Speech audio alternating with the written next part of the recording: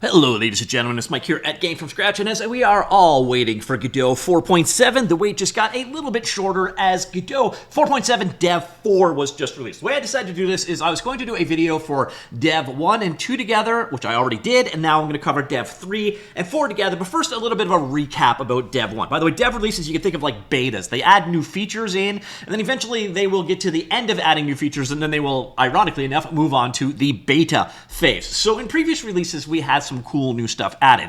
Dev 1, we got the addition of virtual joysticks built in out of the box, a number of different options for how they work. Again, I'm just going to breeze over this stuff because I've already done a video on it. I will link that in the linked article down below if you want to learn more. I also have drawable textures, opening up a whole new world of options there. We also have the ability to do snapping to collider shapes, and then some improvements, GDScript, some plumbing changes for Vulkan, support for HDR, some nice stuff in that Dev 1 release. Then we moved on to Dev 2. Dev 2, we got a couple of other additions. This one is by far and away my favorite. You can now copy and paste entire categories from one thing to another. Huge time saver. I love this one. Of all of the released stuff, including Dev 3 and 4, this one is hands down my favorite new feature. Just a nice little quality of life thing. They also added monospace fonts for code names in the UI. We've got animation collapsing, so if you've got a whole bunch of stuff going on, you can collapse it down. Makes it much less cluttered for the animation track editor. And then we had Windows HDR support in the previous release. This one, we get Apple HDR support, and then a bunch of other stuff in there as well, which moves us on to Dev 3 and Dev 4. I'm going to come back to those release notes for Dev 3 and 4 in just a second. First, a very, very quick hands-on portion. We're going to start things off. This, by the way, is it. So what you'll notice here, it is Godot 4.7 and Dev 4. These are available for download directly from GodotEngine.org. One of my favorite new features is actually this. So I'm going to select a polygonal mesh, this guy right here, and I'm going to hold down the B key. And you're going to notice as I do that, there's this little yellow dot that keeps highlighting. And sometimes it's obscured because that's showing inside, and then otherwise it shows up great. So what you see here, this is actually picking vertices, and I can grab one, and then we've got vertices snapping, and then when I go to another object, it will snap automatically to that particular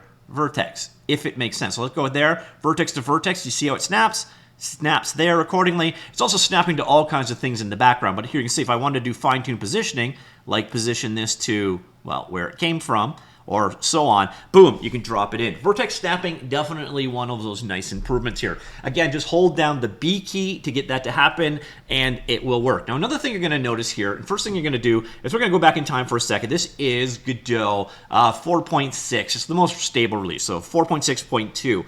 And very small thing, but if you grab something in it, you'll notice as you're moving it around, there's not really much going on with the hovering. Now, let's go back here. And you're going to notice if you grab something, now it is much more clear where it's going to drop. You see there it's dropping in an entire group, or in between, or on top. So you have this new bar that basically showcases drag and drop performance has basically just been improved. That's a nice little quality of life thing. Now you did notice for a second there, I did have another version of Godot running. Let me just go ahead and close this out and we'll go back over to that. So Godot 4.6.2 here. This is Kenny's racing kit. I think I'm actually going to do a dedicated video about this, just kind of showing you how it works and get started. But that's not what we're here for. What we're here for is particularly this. So this guy is made up of a grid map. Very common in 3D games. Each little piece here is a grid that you can work with accordingly. So you can drag and drop in particular.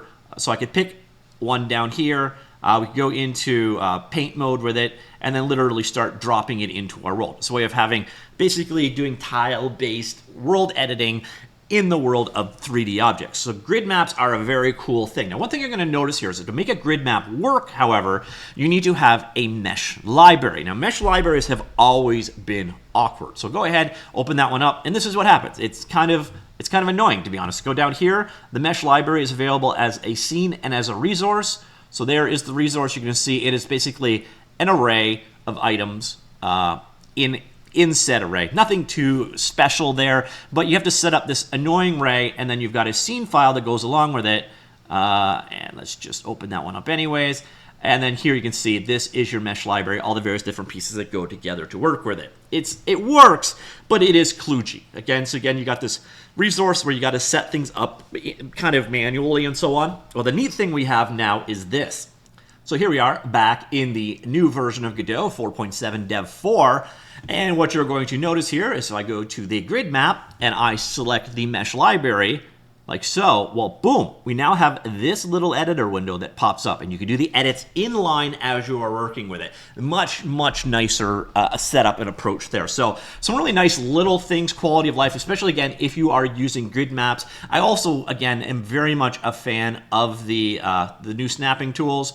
So again, grab an object in the world, such as our yellow truck, so our vehicle right here, and then again, hit just B, and you can pick the vertices to use for snapping. So again, I could use a wheel, snap that particular thing to anything else in the scene. Very nice improvement. I like both those things. So let's head on back over to the release notes, and we're going to go through. So there's a bunch more in here that they've actually done a really good job with the release notes, so they demonstrate what is new in here. Now, one of the big ones here is if you're using UIs, you now have transform offsets for control nodes. So this is a long-awaited feature for sure. If you're doing... The idea here is you can translate, rotate, or scale a control node without affecting the rest of the container. This is something that you could not do before. So Godot's various container nodes apply the position, rotation, and scale to their children, which means any changes made to the children's node is lost when the container is sorted again, which occurs when children are added, removed, or moved in the scene. New transform offset property implemented by that fellow aim to address this limitation in a self-contained manner similar to the transform property in CSS. You can choose whether transform offsets affect mouse input. By default, transform is purely visual, meaning there is no risk of buttons losing their hover status after being transformed. Controls with transform offsets applied show the original bounding box. You can see it right there. So it's been transformed. You can see there the bounding box shows the OG source of it right there. On top of that, this one's really lovely. If you have a pop-up menu now, you actually have this quick search that has been added to it. So there's a search bar there for any of the pop-up menus that appear. Again, Vertex snapping, just hold down B. It behaves differently depending on the type of node that is selected, but especially if you're working with CSG and you want to align things and snap them together, you're going to find this one somewhat invaluable. I love this new feature. And then we use class names instead of object IDs for remote scene view. So instead of having this, you now have this. So trying to figure out what object ID 6784706 or blah, blah, blah is tricky. Figuring out what decal spawn component 3D is much easier. So if you're using the remote services there, so if you're using a remote scene view, you're going to definitely appreciate that one there. And then here, the proper editor for mesh library. So now again, you select it on the sidebar, and then you can edit it directly right there in the mesh library. That is a lovely new change. And then on Android, we had to add the support for picture-in-picture.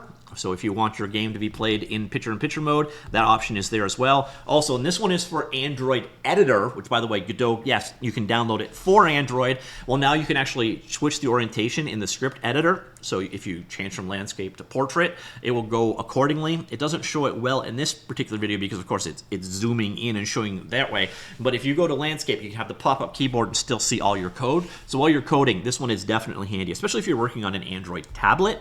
And then we got Linux now has HDR support. So we had in Dev1, we got Windows, Dev2, we got Apple, and Dev3. We now have Linux and BSD and getting HDR output support. And then we move on to the Dev4 release of Godot.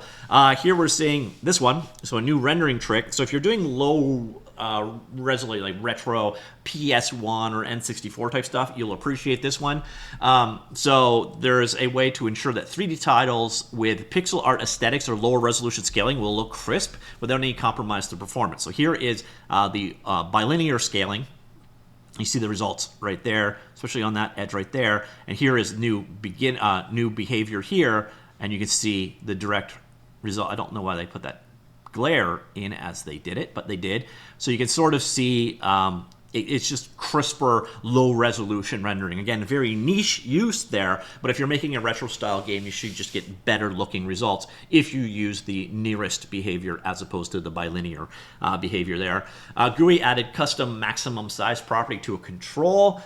GUI added drag and drop in tree. So again, we got the new feature. See how it shows you where in the tree you are as you are dragging and dropping. Lovely new feature there. And again, the new bar if you're just at the top level as well. So just a little quality of life things, but I do appreciate it. Ditto for arrays. The old way of doing things, so you see here the alignment, the way things were lined up, didn't make a whole lot of sense. This thing got as much room as something else, even though it only needed a little bit. So now they've changed the default offset downs, so you just get more readable arrays. And then a bunch of stuff in here as well. So ladies and gentlemen, that is what we can expect from Godot 4.7 Dev 4 so far. So again, we got these 4 dev releases. The last time I think we had 6, it might have been 5, but it tends to be in the 5 or 6 category. If we get 2 more dev releases before the next beta, I will do them in a video as well. Give you these nice sneak peeks of what you can expect with the upcoming versions of Godot. But what do you think of Godot 4.7 so far? How it's shaping up to be? What's in there? Are you impressed? Are you whelmed? Are you underwhelmed? Let me know. Comments down below. I'll talk to you all later. Goodbye.